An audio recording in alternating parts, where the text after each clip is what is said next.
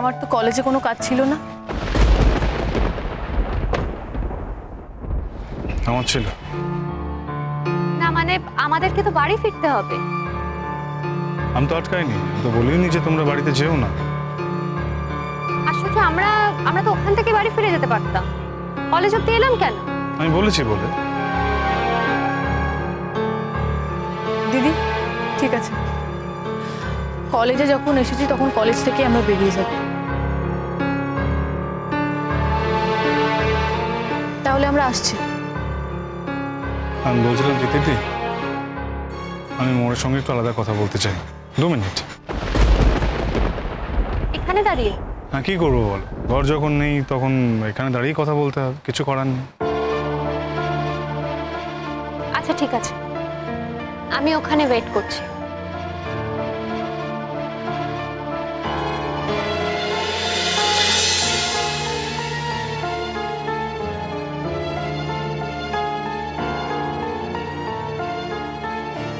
তোমার কি এমন কথা যে এখানে বলতে হবে?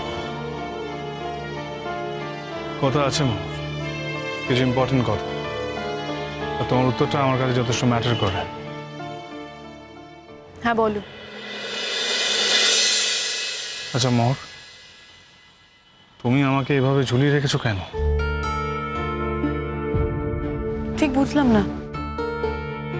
না, তুমি তো আমার কাছে থাকছো না, তুমি তো এই বাড়ি থেকে চলে গেছো। আমি জানি না তুমি ফিরছো কি ফিরছো না। In fact for the time being হয়তো তুমি ওই বাড়িতে আছো অথবা পার্মানেন্টলি চলে গেছো, আমি কিছু বুঝতে পারছি না। আমি ক্লিয়ার হতে চাই, I want to clear my self. ও আচ্ছা, বুঝতে পেরেছি। তুমি ক্লিয়ারেন্স চাইছো, মানে তুমি এইভাবে আর ঝুলে থাকতে চাইছো না, তাই তো? নাম নাম আমি আমি এইভাবে ঝুলে থাকতে চাইছি না। বেশ ঠিক আছে, ঝুলে থেকো না। আমি তো জানিয়ে দিয়েছি যে আমি আর ওই বাড়িতে ফিরবো না। মানে তুমি এই ডিসিশনটা আবার কবে নিলে মোহর? বাড়ি তুমি আমাকে বললে তুমি আর ঝুলে থাকতে চাইছো না। তোমাকে আমি আমার কথা জানালাম। আমি এই ডিসিশন কখন নিয়েছি, কেন নিয়েছি, সেই প্রশ্ন ওঠার তো কথা নয় এখন। মোহর, যা বলছো ভেবে বলছো তো? ভেবে না বলার কি আছে? হ্যাঁ, যা বলছি ভেবেই বলছি। পরে এ নিয়ে রিপেন্ট করবে না তো? তুমি আমার সঙ্গে এই সম্পর্কটাতে আর ঝুলে থাকতে চাইছো না। তুমি আমার কাছ থেকে অ্যাসুরেন্স চেয়েছো, আমি তোমাকে সেই অ্যাসুরেন্স দিয়েছি।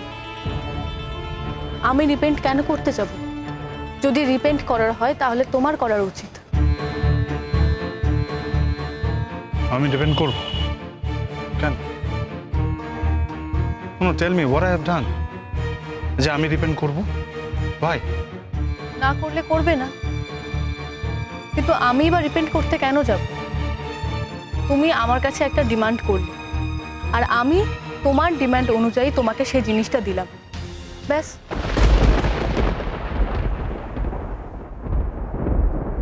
ঝুলে থাকতে চাও না মানে তুমি অনুলেখাদির সঙ্গে সেটেল করতে চাও।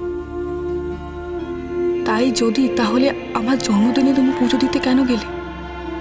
পরিষ্কার করে বলে দিতেই পারতে, আগেই বলতে পারতে। তাছাড়া আমি তোমাকে কেন ঝুলিয়ে রাখতে যাব? করো, তুমি সেটেল করো, তুমি যা চাইছো তাই হোক। এত বড় কথা তুমি আমার চোখের দিকে তাকিয়ে আমার সামনে দাঁড়িয়ে বলতে পারলে যে তুমি আমার সঙ্গে সম্পর্কটা রাখবে না? কেন মোর, কেন? না না, অন্য কেউ এসছে তোমার জীবনে? কে এসছে? আমার জীবনের সমস্ত স্বপ্ন ধ্বংস করে দিয়ে, পায়ে মারিয়ে দিয়ে তুমি হঠাৎ একদিন আমাকে না বলে চলে এসছো। একটা সম্পর্ক এতই ছেলে খেলা তোমার কাছে? আমি যখন আজ তোমার জন্য পুজো দিতে গেছি মন্দিরে, না জেনে যে তুমি সেখানে থাকবে না, তারপরও তুমি আমাকে আজকের দিনে এই কথাটা বলতে পারলে যে তুমি আমাকে ঝুলিয়ে রাখতে চাও না, তুমি আর আসবে না আমার কাছে, এই সম্পর্কটায় তুমি আর থাকবে না। এত বড় ছেলেখেলা করার অধিকার তোমার কে দিয়েছে মোর? কে?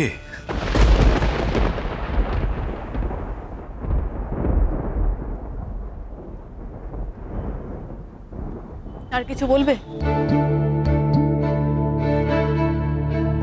মোহর, তোমাকে আমার সঙ্গে এই ছেলেখেলা করার অধিকার কে দিয়েছে?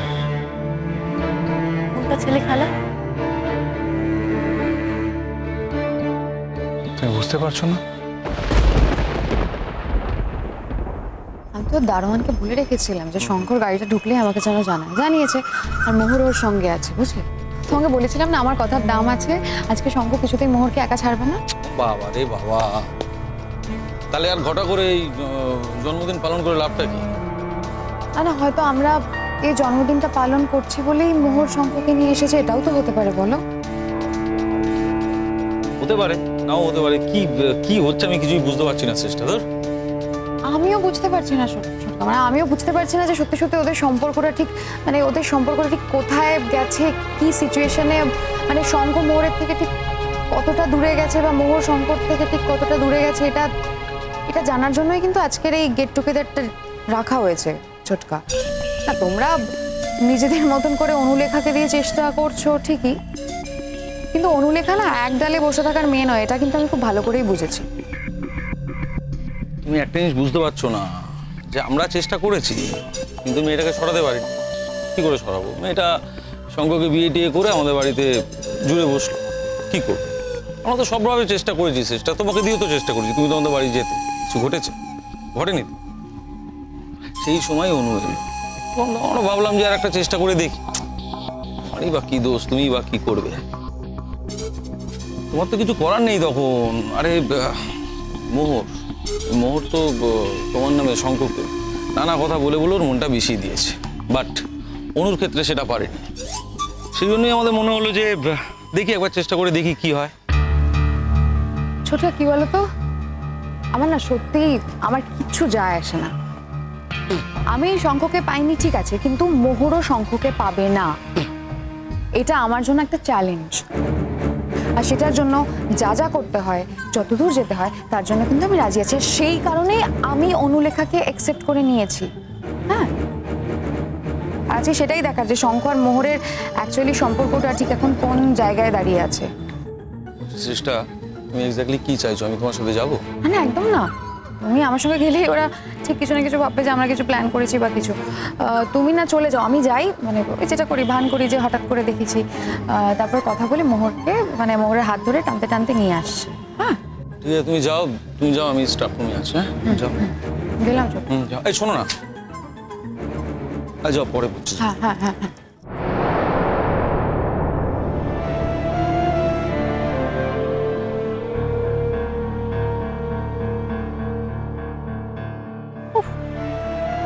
রাস্তার মধ্যে দাঁড়িয়ে এদের এত কি কথা আমি বুঝতে পারি না। আরে এতই যদি কথা বলার থাকে তাহলে বাড়িতে গিয়ে কেন বলে না? তিতির দি,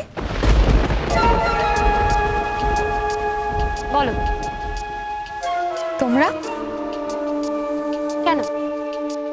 আমরা এই কলেজে পড়ি না বা পড়াই না বলে কি আমাদের আশা বাড়ুন? আমার বোন তো পড়ে এই কলেজে। না না, দেখো তোমরা হলে কর্তৃপক্ষের আত্মীয়, তোমরা আসবে না তো কারা আসবে? এমনি জিজ্ঞেস করলাম, আসলে মোহরের সাথে না আমার একটু দরকার ছিল।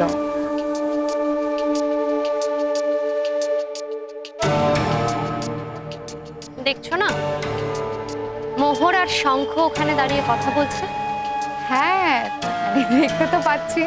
আসলে আমি শঙ্করকে না বারবার করে বলে দিয়েছিলাম যে মোহরের সাথে আমার ভীষণ জরুরি দরকার আছে, সেই জন্যই মনে হয় ও তোমাদেরকে নিয়ে এসেছে।